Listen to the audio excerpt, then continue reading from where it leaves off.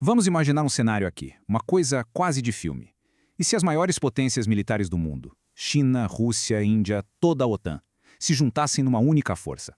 Será que essa super aliança global conseguiria vencer os Estados Unidos lutando sozinhos?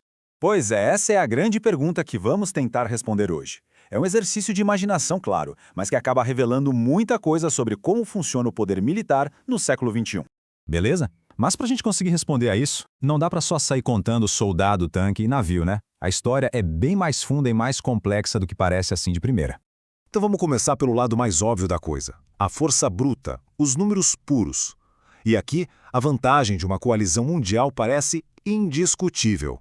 Pensa só, se a gente somar as tropas de potências como China, Rússia, Índia e todos os países da OTAN, estamos falando de uma força humana absurda. São dezenas de milhões de soldados prontos para o combate.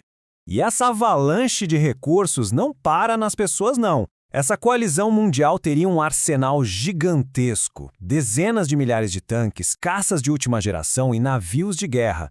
Em termos de equipamento convencional, a superioridade seria esmagadora. E quando a gente coloca isso num gráfico, fica ainda mais claro. A diferença no número de militares ativos é gritante. A barra do mundo unido simplesmente engole a dos Estados Unidos. A barra dos Estados Unidos fica até pequenininha ali do lado. E essa lógica dos números, ela vale até para as armas nucleares. Se a gente juntar as ogivas da Rússia, China, França, Reino Unido e outros, o total global passa e passa com folga do arsenal americano. Só que é aqui que a história começa a virar.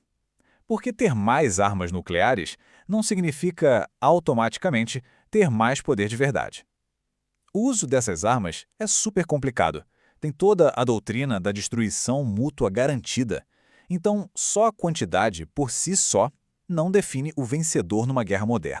E é exatamente isso que nos leva para a segunda parte da análise, o poder de lutar sozinho. É aqui que as vantagens, digamos, de qualidade dos Estados Unidos começam a pesar de verdade na balança. Basta olhar para esta comparação. De um lado, uma coalizão mundial tentando coordenar exércitos que falam línguas diferentes, que operam com comandos divididos e, o mais importante, que têm interesses políticos conflitantes. Do outro lado, uma máquina de guerra com um comando único, uma doutrina só e um objetivo unificado. A diferença na agilidade e na eficiência é brutal.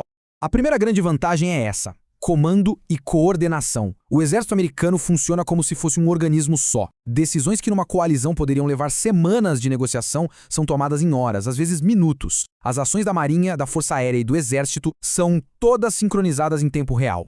A segunda vantagem é a projeção de poder global. Os Estados Unidos são o único país que consegue sustentar operações militares em larga escala em vários continentes ao mesmo tempo. E isso é possível por causa de uma rede com centenas de bases militares pelo mundo, frotas de porta-aviões que são praticamente cidades flutuantes e uma capacidade de logística e reabastecimento aéreo que ninguém mais no mundo tem igual. E, por fim, a terceira e talvez mais importante vantagem, a superioridade tecnológica. A guerra hoje em dia é vencida com informação. Isso significa dominar o espaço com a rede de satélites GPS que o mundo inteiro usa. Significa ter plataformas de drones que podem vigiar e atacar alvos a milhares de quilômetros de distância. E, claro, significa estar na liderança da guerra cibernética e da inteligência artificial. Então, colocando tudo isso na balança, a pergunta meio que se inverte, né? Será que ter mais soldados pode, na prática, significar menos poder? Na teoria, os números de uma coalizão mundial são de fato impressionantes. Mas na prática, coordenar uma aliança tão diferente, com todas as rivalidades históricas, as barreiras de idioma e os problemas de logística, seria uma tarefa quase impossível. Isso nos leva a esta conclusão que é bem forte. O mundo unido teria mais soldados, mas os Estados Unidos, sozinhos, ainda teriam mais poder.